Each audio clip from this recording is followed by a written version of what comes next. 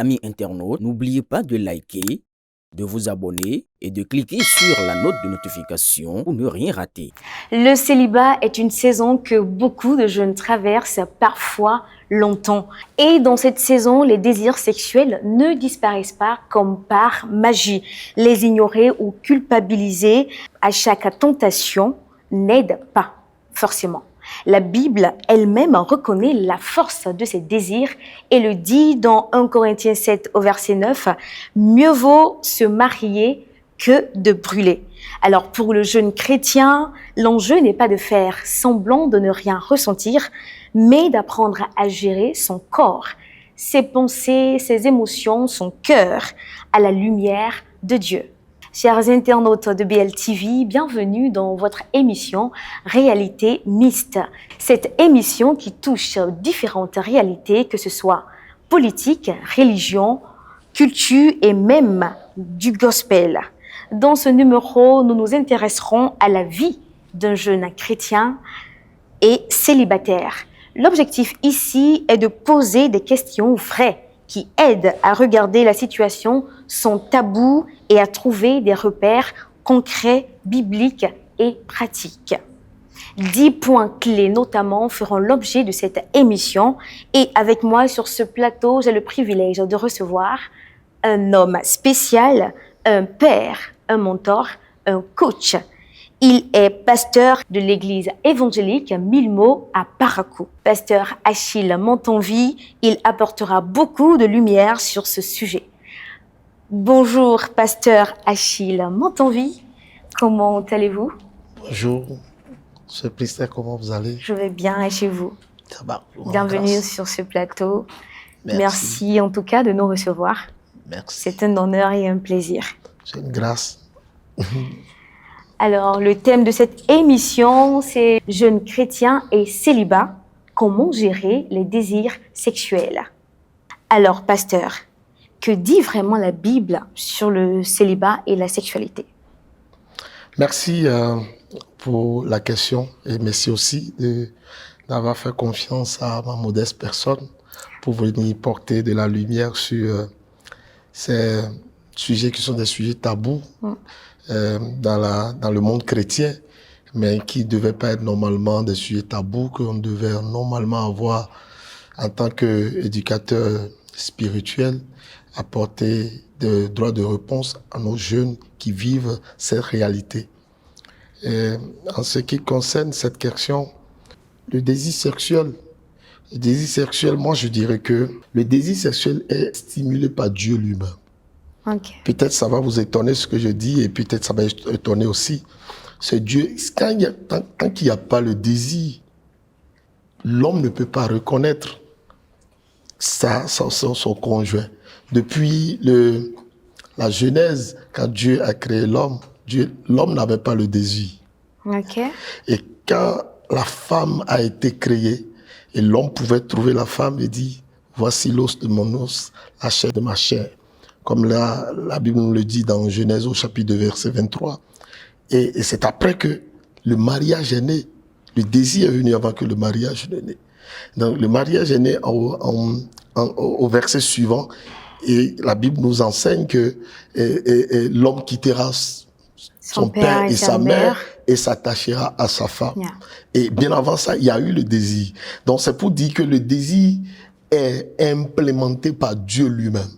Mais Dieu a donné aussi des éléments dans la Bible, nous a donné des instructions dans la Bible à pouvoir les contrôler et le gérer afin que cela ne nous nuise pas. Okay. Voilà. Vous savez, je donne un exemple très simple. Vous savez, le feu est utile dans un fourneau. Quand le feu sort du fourneau, ça peut faire plus de dégâts. Okay. Ça peut détruire une maison, ça peut détruire toute une vie, ça peut détruire toute une récolte. Effectivement. Mais quand ça rentre dans le fourneau, ça produit ce que ça doit produire, que nous savons. Donc ça veut dire que la sexualité, quand ça rentre dans le cadre du mariage, ça doit produire ce que Dieu désire que ça produise. Mais quand ça sort du cadre du mariage, ça peut nuire et ça peut détruire toute une vie. C'est ce que Dieu va nous donner la grâce sur ce plateau à expliquer à la jeunesse et à tous nos téléspectateurs à comprendre le bien fondé de la sexualité et comment nos jeunes aussi pourront le gérer Yeah. efficacement. D'ailleurs, c'est pour ça que nous sommes là. Voilà. Alors, vous venez de le dire, hein, le désir sexuel vient de Dieu lui-même. Ouais. Et quelle est la différence entre le ressenti et le péché? La différence entre le ressenti et le péché, vous savez, le ressenti, c'est quelque chose qui est normal. Quelque chose qui est normal, que Dieu même a implémenté. Et si nous sommes dans le cadre de la sexualité, le ressenti, c'est quelque chose qui est normal. Par exemple, si tu es un homme, nous sommes dans le cadre aussi de la jeunesse, si le corps de l'homme atteint une certaine maturité, évolue, atteint une certaine maturité, et permettez-moi d'être un peu vulgaire, et les poils pubiens commencent par sortir, le jeune commence par voir son engin changer, et il voit sa voix changer, et de façon naturelle, il a le ressenti très tôt le matin, ou bien il a le ressenti tard dans la nuit, et ça vient, c'est Dieu même qui le fait, parce que c'est Dieu qui est l'auteur de notre création. C'est lui qui a créé l'homme, et c'est Dieu qui a mis ça en nous. Et vous allez voir, si ce jeune n'est pas tout de suite encadré, il va faire des dégâts. Mais quand il est encadré et il essaie de contrôler ce moment de changement naturel qui vient dans son corps, il fait quelque chose de bien. Maintenant, le péché, c'est quand quelque chose qui va à l'encontre de la volonté de Dieu. Nous sommes dans le cadre de la sexualité, n'est-ce pas? Si la sexualité est faite dans le mariage, c'est pas un péché. D'accord. Si la sexualité est faite hors mariage, devant Dieu, c'est un péché. C'est un péché. Parce que le mariage est quelque chose que Dieu lui-même a instauré. L'instituteur même du mariage, c'est Dieu. Voilà. Donc la jeunesse, pour que la jeunesse contrôle ses impulsions, Dieu nous a donné aussi des choses dans la Bible, dans le livre, qui nous permet de nous orienter pour pouvoir contrôler tout ça. Mais comment faire réellement? Vous dites que c'est quand c'est dans un cadre de mariage que ce n'est pas, enfin que c'est autorisé.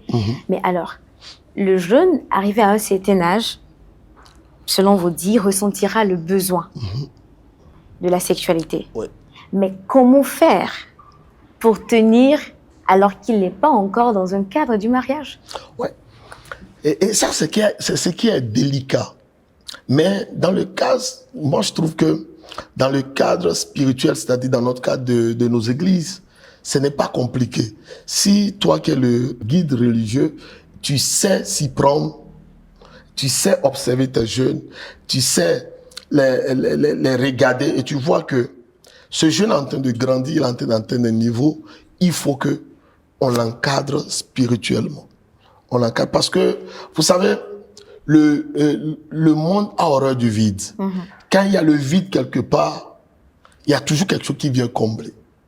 Vous savez, quand le jeune commence par avoir ses impulsions, et vous n'arrivez pas à les encadrer tout de suite, il va dévier dans d'autres choses. Et c'est là où nous voyons la jeunesse qui vire vers la pornographie, qui vire vers les choses qui sont indignes, qui ne glorifient pas Dieu. Il est dans la pornographie, il est dans la masturbation, ainsi de suite. Vous voyez? Mais quand on le regarde, on commence par l'encadrer, l'enseigner, pour dire que ce qui t'arrive, c'est normal. Parce que tu es en train de grandir, tu es en train d'atteindre la maturité. Maintenant, comment combler ce vide et ce manque? La Bible dit que, on va le lire, et pour que nous puissions comprendre ce que je dis, permettez-moi. Je dis donc, marchez selon l'esprit, Il dit marchez selon et l'esprit. vous n'accomplirez pas les désirs de la chair. C'est-à-dire, le ressenti de ce jeune homme, c'est Chanel. Mais pour éviter les désirs de la chair, c'est de vivre selon l'esprit. Et vivre selon l'esprit, marcher selon l'esprit, c'est d'amener ce jeune homme à aspirer plus aux choses de l'esprit que de choses de la chair. Quelles sont les choses de l'esprit? À prier, à lire la Bible, à écouter des adorations, à suivre des prédications, à suivre des conseils et des orientations spirituelles qui vont enlever le désir charnel là dans sa pensée, dans son cœur. C'est comme réorienter son regard. Réorienter ses impulsions et ses désirs sur autre chose qui va le canaliser. Mais quand cela n'est pas fait, il risque de répondre à ce que son corps réclame. Ok. Et c'est là il va dans le péché. C'est là où il va dans la dérive. Soit il va dans la masturbation, soit il va dans la pornographie. Et toutes ces choses-là, c'est d'autres démons qui s'ajoutent à la vie de la personne, et la vie de la personne va à la dérive et à la débauche et tout ce qui en suit. Mais est-ce que réorienter son énergie ou ses pulsions vers les choses de Dieu enlève réellement le désir? Parce que, ok, on va pas prier tout le temps, on va pas lire la Bible tout le temps. Mais quand je lis la Bible, si pendant que je lis la Bible ou pendant que je suis en train de prier, je ne pense plus à ce désir-là, et donc je suis focalisée sur Dieu, et après? Oui, merci. Effectivement, ça va canaliser ça pour un temps donné. Mais ça ne serait pas continuel. Vous comprenez? C'est les enseignements continuels envers ce dernier qui amènent ce dernier à se discipliner. Et on doit apprendre à ce dernier à discipliner aussi ses sens. Qu'est-ce qu'il voit, généralement? Parce qu'il y a des choses qui activent et qui stimulent ce genre de choses. Ce que tu vois réellement peut stimuler ses désirs. Quand ce garçon, au lieu de ne pas regarder la pornographie, quand il voit des films où il y a des trucs ludiques qui sont dedans, ça peut réveiller ses impulsions. Quand il regarde des clips ou des clips vidéo, clips des chansons modernes où on se zippe dedans, ça peut aussi activer cela. Donc, quelle musique il écoute? Quels sont les gens qui le conseillent? Quels sont les gens qu'il fréquente, où il échange? Tout ça là influence ces impulsions qui sont cachées en lui. Donc c'est pour cela que ce dernier, on doit l'apprendre à faire le toilettage de son environnement. De son environnement, ok. À faire le toilettage de son environnement, ça l'aiderait à mieux contrôler toutes ces choses-là. Parce que ce qu'il arrive, c'est un phénomène normal pour la croissance d'un homme. Une fille aussi, par exemple, en train de grandir, à un certain âge, elle commence par voir ses seins pousser. Elle commence par voir que tous les mois, elle passe ses règles et elle voit ses bassins se développer, les poils pubiens qui sortent et tout ça. Donc, ça crée quelque chose. Et ça crée envie. Parce qu'elle est prête pour recevoir de la semence, pour pouvoir procréer. Donc, si on ne la canalise pas, on ne l'oriente pas dans tout ce que je viens de citer, ça peut aller à la débauche. Pour le moment, nous sommes dans les vacances. Voilà, c'est des moments propices parce qu'ils ne vont pas à l'école, nos jeunes. Ils sont beaucoup plus au repos. Et si on n'arrive pas à trouver des moyens pour pouvoir contrôler rapidement le vide qui est là, le vide qui est là peut créer toutes ces choses-là. Et vous allez voir le taux, généralement, quand vous regardez les pourcentages, vous allez remarquer que le taux de grossesse est souvent élevé pour les jeunes en temps de vacances. Pourquoi? Parce qu'ils sont mal occupés. On ne les oriente pas vers des activités saines. Et on les laisse et eux-mêmes se cherchent et ça nuit finalement à leur vie et à leur destinée. Voilà. Alors ça, je crois que c'est beaucoup plus pratique pour le jeune entre 18 ou entre 15 ans à 20 ans peut-être. Et pour le jeune de 25 ans, de 30 ans, qui n'est pas encore marié. Est-ce que ces jeunes de 15 à 17 ans, déjà à partir de 12 ans aujourd'hui, ça commence? Pas de 12 ans déjà, ça commence. Maintenant, si je reviens à votre question qui dit après 25 ans. Après 25 ans, vous ne pouvez pas me dire qu'à 100%, tous les jeunes de 25 ans maîtrisent leur corps. Non. Ils maîtrisent aussi leur pensée. Non. S'il est dans la foi, le pourcentage est un peu réduit. S'il est dans la foi. Mais s'il n'est pas dans la foi, il est dans le monde. Et il vit. Aujourd'hui, sur nos réseaux sociaux, c'est facile de commettre même l'adultère avant d'aller à l'acte. Parce qu'avec nos jeunes aujourd'hui, déjà quand ils commencent par se draguer, ils s'envoient des nudes. Parce que nous sommes sur les réseaux sociaux, nous voyons même des nudes qui apparaissent sur les réseaux sociaux. Tout ça n'est passé par où? Dans une intimité que la personne a eue sur les réseaux sociaux. Et nos jeunes qui ont 25 ans comme vous l'aviez dit, ces jeunes ne sont pas en mage. Au contraire, ils sont un peu plus matures. Ils savent faire la sélection. Ils savent faire le tri. Ils savent faire le tri parce qu'ils sont beaucoup plus matures. Et Peut-être ils ont déjà fait certaines erreurs, ils ne veulent plus faire ces erreurs. Et c'est ça qui les amène à faire le tri. Mais ça ne les épargne pas. C'est seulement, moi je trouve que c'est seulement la parole de Dieu et l'orientation spirituelle en Christ qui canalise le jeûne. Avec le peu d'expérience que moi j'ai dans la foi, ces jeunes de tous ces tranches, quand nous les prenons, nous les écoutons. Je vais vous donner un exemple terre à terre et simple. Hier, je sors de l'église, je vois une petite fille qui vient souvent à l'église ici, qui tourne dans la tranche de 14 et 15 ans. Je vois un téléphone de près de 150 000 dans sa main. J'ai dit, tu as eu ça où? Qui te l'a acheté? Qui te l'a donné? Elle est là titubée. Tu prends combien pour aller à l'école par jour? Elle est là, elle dit, c'est moi-même qui l'ai acheté. J'ai dit, tu prends combien pour aller? Elle n'arrive pas à me répondre. Et j'ai commencé par la conseiller. Donc j'ai compris qu'il y a un monsieur derrière qui est en train de la madouiller pour pouvoir coucher avec elle, lui offre des présents. Donc du coup, je lui ai conseillé, je lui ai montré le danger de ce qu'elle est en train de faire.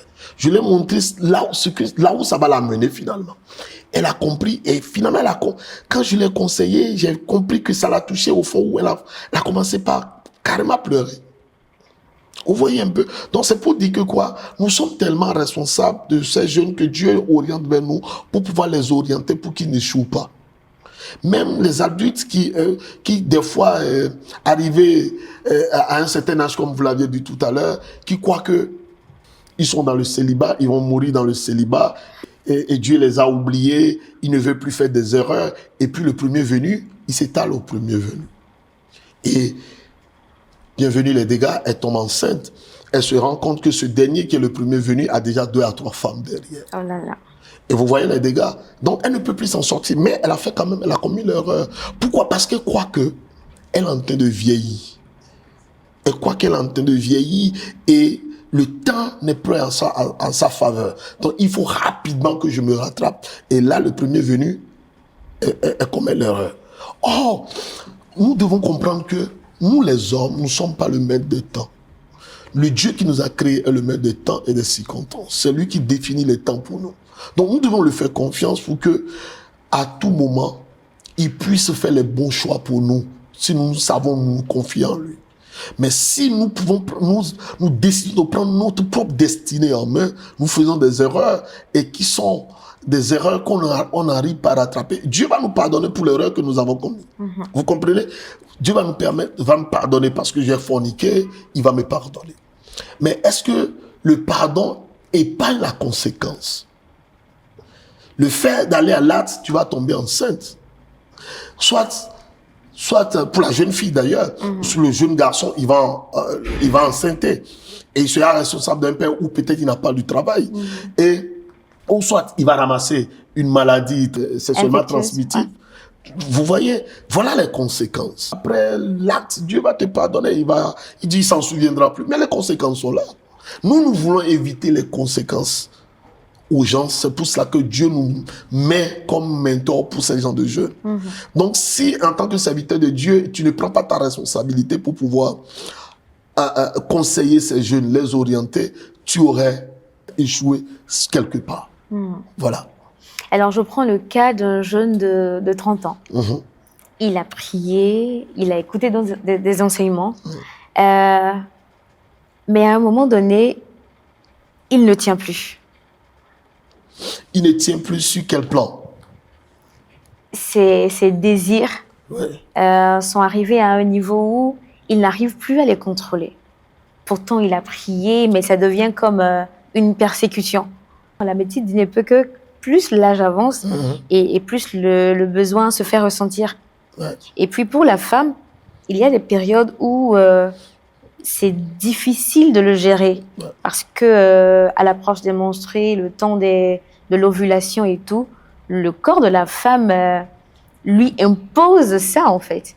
Mais dans ces conditions-là, qu'est-ce qu'on fait réellement? On va relire le verset qu'on a lu tout à l'heure, le suivant. Le verset suivant, ça répond. Elle dit, car la chair a ses désirs contraires à ceux de l'esprit. Et l'esprit en a de contraires à ceux de la chair. Ils sont opposés entre eux, afin que vous ne fassiez point ce que vous voudriez. C'est-à-dire que quand tu montes en esprit, quelle que soit l'impulsion que ton corps te donne comme désir charnel, l'esprit prend toujours le dessus. Tu es capable de le gérer. Vous savez, l'homme est tripartite. L'homme esprit, âme et chair. Et vous savez, l'âme est carrément au centre. Okay. Et l'esprit est de l'autre côté. Et il est opposé à la chair. Et l'âme qui est au milieu, c'est lui qui reçoit toutes les émotions, c'est lui qui reçoit tout. Il est le récepteur et il est l'émetteur. Vous voyez? Et quand il reçoit, lui, il communique avec celui qui a beaucoup plus le métron élevé, permettez-moi de le dire ainsi. Okay. C'est-à-dire, la chair, si la chair a des désirs élevés, il va vers la chair. Okay. Et quand l'esprit est monté, il va vers l'esprit. Okay. Vous comprenez? Okay. Donc, quand les désirs de ta chair montent, c'est à toi de travailler sur toi pour que les désirs de l'esprit montent plus que les désirs de la chair. Et c'est ça qui t'amène. Et quand ces effets extérieurs passent par l'âme pour entrer en toi, tu sauras où virer. Vous comprenez? Plus la chair monte, tu es obligé d'aller dans le péché. Mais plus l'esprit monte, plus tu es connecté dans une communion avec Dieu. Je ne sais pas si vous comprenez ce que je dis. Oui. Donc, si je reviens à ta question, où une femme de 30 ans ou bien un jeune de 30 ans qui reçoit des signaux parce que son corps le réclame, parce que les hormones nous montent, ainsi de suite, et il n'arrive pas à le contrôler, en tant que chrétien, il peut. Parce que là, ce désir qu'il a, c'est le désir charnel. C'est à lui. S'il est instruit, spirituellement, vraiment instruit, il comprend que ma chair veut m'amener à commettre le péché l'infâme. Donc, il faut que je lutte. Je lutte en faisant les choses de l'esprit. Parce que Satan, l'ennemi, il n'attaque pas l'esprit, il attaque la chair. Il sait que nous sommes faibles au niveau de la chair. Et la Bible nous enseigne que résistez-le et il fuira loin de vous. C'est à toi de résister en faisant monter ton esprit, en faisant les choses que l'esprit aime. Okay. Et les choses que l'esprit aime, c'est la prière, c'est la lecture biblique, en creusant des choses bibliques, en adorant, en louant. Et tu vas voir que quand tu fais ça, rapidement, ces impulsions, ce désir-là va disparaître sans que tu ne le saches. Et tu vas te poser la question après, mais comment j'ai fait et j'ai rapidement perdu le désir-là? Pourquoi? Parce que tu as viré de l'autre côté, tu es remonté de l'autre côté. Et la balance monte d'ici et l'autre descend. Ok. Voilà. C'est compliqué, mais ce n'est pas compliqué si on a la volonté. Tout est une question de volonté. De volonté. Voilà. Alors, en gros, il n'y a pas d'excuse, en fait, pour qu'un jeune n'attende pas le mariage avant de se livrer à la sexualité? Il n'y a pas d'excuse. Non, il n'y a pas d'excuse. C'est-à-dire, soit tu suis Dieu, tu respectes les principes de Dieu, soit tu ne le respectes pas. Et quand tu ne le respectes pas, tu as les conséquences de cela. Le Dieu qui nous a appelés est un Dieu légaliste. Et il n'est pas un Dieu qui s'impose. Il laisse à l'homme de faire son propre choix. Plus tu fais tes choix, plus tu as les conséquences du choix que tu as fait. Je ne sais pas si vous comprenez. Et si tu te patientes et tu vis dans la chasteté et tu arrives à contrôler ton corps, tu deviens un homme fort. Okay. Les hommes qui n'arrivent pas à contrôler leur corps sont des hommes qu'on manipule facilement dans cette vie. Mais quand tu travailles sur ton mental et tu arrives à contrôler ton corps, personne ne peut plus te contrôler. Tu peux contrôler tout le monde facilement. Parce que le contrôle de l'humanité, le contrôle de l'extérieur commence d'abord par toi-même. Ouais. Si toi-même tu n'arrives pas à contrôler un petit organe qui est en toi, comment tu peux contrôler de dehors? Oui. Vous comprenez? Et vous allez voir que beaucoup de chrétiens échouent là. C'est ça qui matérialise la faiblesse du chrétien. Parce que le chrétien n'arrive pas devant des impulsions, devant le désir charnel, il n'arrive pas à se contrôler. Très peu le font. Très peu le font. Et les grands réussissent. Ceux qui sont grands, s'ils vont vous parler de leur histoire, ils n'ont pris pas là. Voilà. Alors, s'il arrive quand même que malgré tout ça, un jeune chute, enfin, il cède à ses désirs, comment se relever ou que faire après une chute? Ok, si un jeune chute, la Bible dit que Dieu nous pardonne. On va lire quelque chose. 1 Jean 1,9. Il dit, si nous confessons nos péchés, il est fidèle et juste de nous les pardonner et pour nous purifier de toute iniquité. D'accord? Si Dieu lui-même dit qu'il va nous pardonner, si nous confessons nos péchés, il nous purifie en même temps, il nous rend encore purs. C'est tout comme si devant lui, nous n'avons jamais commis cette faute. Vous comprenez? Mais est-ce que ce que nous avons commis, nous le regrettons vraiment? Nous ne le regrettons pas. Est-ce que les conséquences ne vont pas arriver à notre vie? Dieu va nous, peut-être nous finissons dans l'immédiat. Nous demandons pardon à Dieu. Dieu confesse, Seigneur, je ne sais pas ce qui m'a pris. Pardonne-moi. Et Dieu dit, mon fils, je te pardonne. 1 mois après, la jeune fille nous revient pour dire, je suis tombée enceinte. Dieu t'a pardonné ou bien il t'a pas pardonné? Il a tourné la page. Il dit d'ailleurs, même si je pardonnerai leur iniquité et je ne m'en souviendrai même plus. Dieu ne s'en souvient même plus. Lui, il a tourné cette page. Mais quand même, quand il a tourné cette page, la jeune fille vient dire, je suis enceinte. Quelques moments après, toi-même, tu sens des douleurs bizarres au niveau de ton ventre. Tu vas te consulter, on dit, tu es infecté.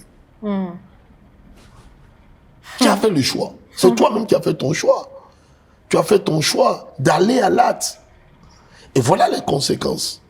Voilà. Et tu vas me dire que d'autres vont dire, je vais me préserver, je vais prendre le préservatif, je vais me préserver. Oui, c'est peut-être un moyen, mais ça ne t'épargne pas. Parce que l'acte sexuel, c'est un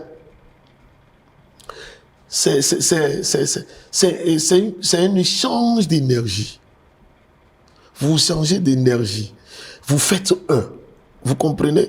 Et si la personne a des démons dans sa vie, et tu ne connais pas son origine, tu ne connais pas la lignée de sa famille, et si tu ne sais pas quel esprit est en lui, et toi, tu rentres dans ça sans la bénédiction de Dieu. Tu rentres dans ça, tu ramasses ces démons dans ta vie, et puis tu te rends compte que depuis que j'ai couché avec cette femme, depuis que j'ai eu rapport avec cet homme, rien ne va plus dans ma vie. Tout ce que je prends, tout ce que j'entreprends, tout échoue. Pourquoi? Parce que tu es allé à l'acte sans la bénédiction de Dieu. Si tu l'étais parti avec la bénédiction de Dieu, la manifestation de Dieu, Dieu avait béni, ce démon n'allait pas agir. Pourquoi? Parce que Dieu a été témoin. Dieu a agi, Dieu a couvert. Ouais, et là, la grâce parle. La grâce agit. Dans le cas contraire, Dieu, lui, n'est pas dedans. C'est toi qui as fait ton choix. Comme je le disais tantôt, Dieu ne nous refuse rien, il ne nous impose rien. Nous faisons nos choix et lui nous accompagne. Mais les choix que nous faisons ont des conséquences. Depuis la création, Dieu n'a rien pour imposer à qui que ce soit. Et c'est ça qui est difficile à croire, mais c'est une réalité. Les choix que toute la fois, que depuis que Dieu a créé l'homme, chaque fois que l'homme même fait ses choix, sans l'approbation de Dieu, il a les conséquences. Il a les conséquences. Bien sûr. Mais quand Dieu est rentré dans la dedans et Dieu, par amour qu'il a pour nous, il vient, il corrige, il arrange. Il dit, mon fils, vas-y, je suis avec toi. Je ne t'abandonnerai pas. Et il ne faille jamais à sa promesse. Il ne nous abandonne pas. Il est toujours avec nous. Mais nous, même là, c'est nous-mêmes qui sommes nos propres problèmes. Merci, pasteur.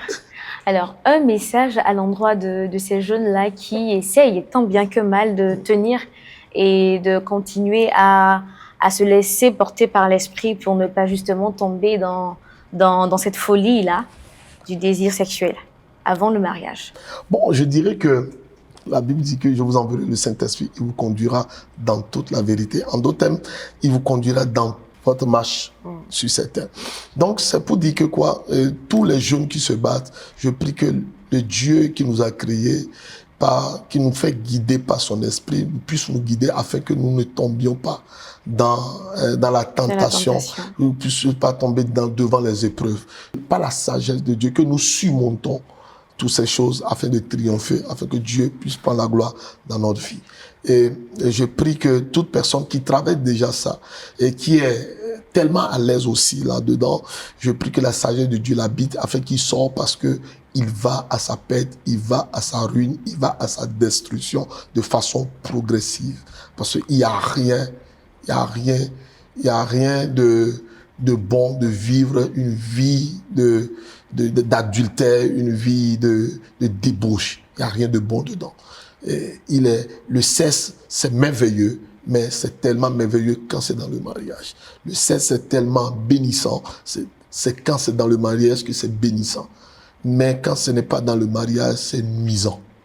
Donc je veux que les jeunes le comprennent ici et ils en tiennent compte, et ils verront que leur vie va changer, va basculer dans une dimension élevée de grâce. Que Dieu vous bénisse. Amen. Gérer ses désirs sexuels dont le célibat ne veut pas dire de devenir un robot sans émotion. Ça veut dire de choisir chaque jour de ne pas être esclave de son corps. Tu l'aurais compris, le pasteur l'a dit clairement. Alors Dieu ne te demande pas d'avoir zéro tentation, cependant il te promet la force de t'accompagner pour ne pas être seul face à la tentation. Et si tu tombes, la grâce est plus grande que ton échec. Relève-toi, ajuste tes garde-fous et continue. Eh bien, nous sommes à la fin de cette émission Réalité Mixte, cette plateforme qui vous donne accès au décryptage de plusieurs réalités du quotidien. Sur ce plateau, j'étais en compagnie du pasteur Achille Montanvi et de mes cadreurs pour la partie technique, Faïz et Samir Assa. Merci de nous avoir suivis. Merci à vous, pasteur Achille. Merci. Vous avez accepté notre invitation et vos apports sont très précieux. Nous en sommes très honorés. Alors, ce sera tout pour cette émission et nous vous donnons rendez-vous pour un prochain numéro. À bientôt.